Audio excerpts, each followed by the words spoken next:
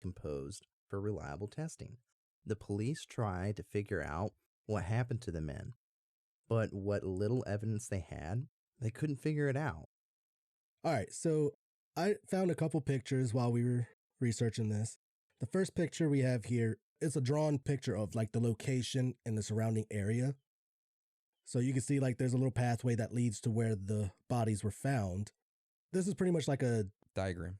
Yeah, it's a diagram of like geological map showing like the hills and all that stuff of where the bodies were located. Okay.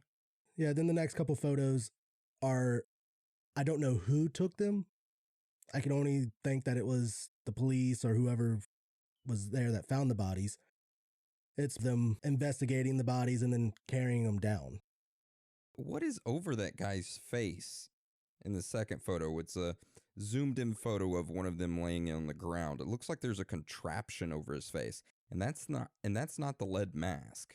Or am I seeing something wrong there? Am I seeing the grass? I think it's the grass. Okay, never mind. Now, the one that thought you were talking about was the third photo of the guy looking at the body. It definitely looks like he's wearing some type of goggles. Yep. And can we talk about how on this last photo where they're carrying them in, how one of them looks like he has wait, why does he have an SS armband? The guy in the back. I don't know. But I think I read somewhere that it was the police and then like the Brazilian Navy were involved. But I cannot explain that SS. Oh, you know why, dude. You know why.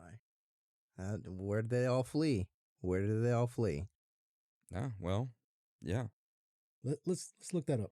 See if it has something to do with the Brazilian Navy. Well, you search up SS, even though with Brazilian, all you get is Nazi stuff. German army stuff. Yeah, how South America became a Nazi haven. Yeah, dude. Brazil took in between 1,500 and 2,000 Nazi war criminals. Yep. Hey, dude, look up the 2018 military march in Argentina. You look at that, you look at their uniforms, going to bring back some history right there. That's weird. That's the story of the lead mask mystery. So for over 50 years, this mystery has remained unsolved. But there are some interesting theories and possible explanations as to what may have happened. However, before we get into those theories, let's first discuss some strange facts and findings. So our first strange fact and finding revolves around the waitress at the bar where the men purchased the bottle of water from. Now, the police found a receipt in the guy's pocket for the bottle of water. They ended up going to that bar and questioning the waitress who sold them the water. She told the police that they seemed agitated and concerned about the time and that it was getting dark and starting to rain. Something else that she said was that as the men left the bar, they hitched a ride up the hill with two unidentified men in a Jeep. I wonder who those men could have been. National Park Services in Brazil. Maybe. I don't know. It gets even stranger with our next strange fact and find. Actually, that strange fact and finding is nothing compared to what our next strange facts and findings are over this, right? Yeah. So our next strange fact and finding is about the magazine Flying Saucer Review, the March 1967 edition. In this edition of the magazine, a writer named Charles Bowen talks about the lead mask incident. It also states that several days after the bodies were found, at least two respectable newspapers in Rio reported that a resident said she saw a round orange UFO going up and down above Ventum Hill on the night that the men went up there. Which could explain, if it was bright and orange and she saw it from afar away, why the men wore lead masks. And when we say masks, we don't mean like a full-on like Halloween costume mask. It's like they cut out a piece of lead that just fit over their eyes, right? It's like those sleeping eye masks. Yep, 100%. That's exactly what it looks like. Very interesting. Yeah, and this strange fact and finding doesn't stop there.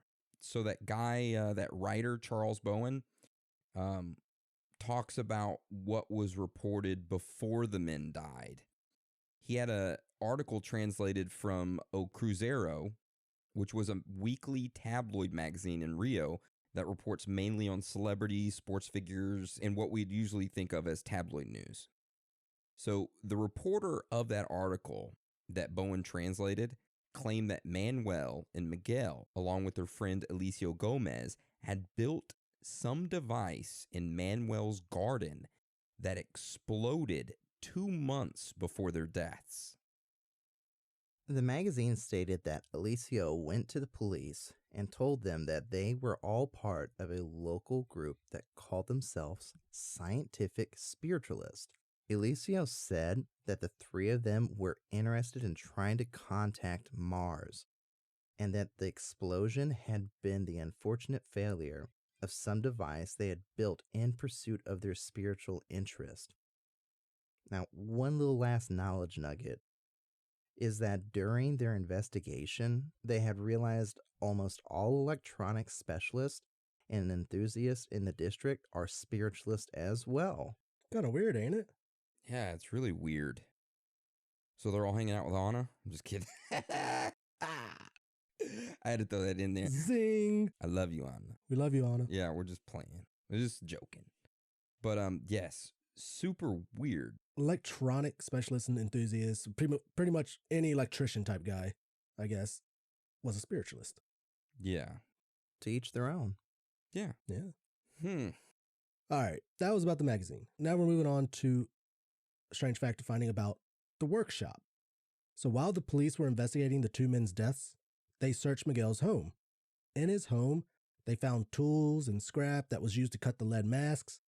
They also found in Miguel's workshop a book that had passages highlighted in it pertaining to intense luminosity related to spirits. Someone expecting to be exposed to intense luminosity might well choose to protect his eyes with lead shields. That's interesting. I didn't know spirits would jack your eyeballs up. No. Well, I mean, hell, why couldn't they just wear a fucking welding mask? Exactly. Like, God bless. You mean tell me they're brighter than the damn sun? That's what weld arc is. Unless they weren't allowed to look at the spirits. Oh. Look away. Do not look at me. Look away. You're not worthy enough to gaze your eyes upon my spiritual being. Your human eyes have no power here. Have you all seen the movie Mystery Men? Yes. Yeah. It'd be like Invisible Boy. We have to look away. Yeah, everybody look away, don't look at him. It's my favorite superhero movie. Nice. I like the Pee Wee Herman farting superhero. Oh, my thing. Yeah. All right, so this next strange fact and finding is about another newspaper in Brazil. So 2 weeks after the deaths of the two men, a newspaper in Brazil called Folha de Sao Paulo published a statement by a self-described, quote-unquote, professor of yoga.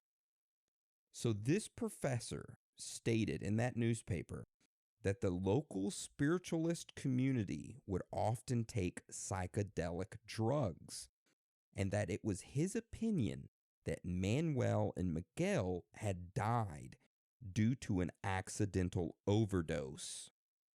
Man, that would explain the cryptic note, right? The one that said 1630 be at the determined place, which 1630 in military time is what, Hans? 4:30. And 1830 swallow capsules, which is what? 6:30.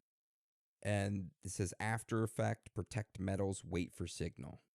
So, I guess, well, we got a good theory about this whole thing, but we'll get into that during theories.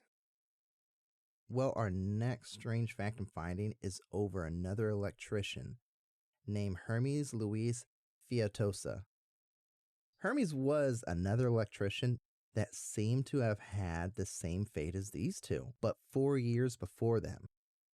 Hermes was also an electrician who was found on a different hilltop, which was Morro do Carrizo. He was found with a lead mask made just like the ones Miguel and Manuel had with them. and the fact no toxicology testing was done at all on him as well.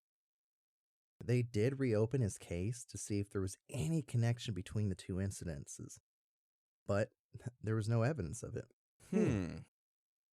So different hilltop, but same type of mask, cut the same way, but when they found him, they didn't do a toxicology report either. You think maybe the coroner was like a paid-off spiritualist? Or not spiritualist, paid-off person in that cult or whatever they were a part of?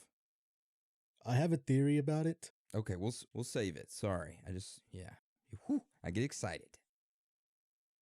All right, so what's this next strange fact? So the next one we got is about the decomposition of the bodies. So of course, they didn't do no toxicology testing on it because of how badly decomposed they were. But they claim that this was something very unusual for a body to decompose as fast as it did in just 4 days. There's no way for a body to decompose like that. Even, the heat and all that, it's just not supposed to decompose that fast. Let's see. How long does it take for a body to decompose? Different stages of it. I looked it up last night. Starts decomposing 8 hours after death. Another strange fact with the decomposing, considering that no animal went near the bodies either. Not even mice or anything. It's kind of scary. I did see a report, or not report, but multiple sources saying that some guy went there a year or two after this occurred to that same hill where the guys died at, and said the area where they were laying was all clear and flattened down still. Yeah. You know how when reports of like UFOs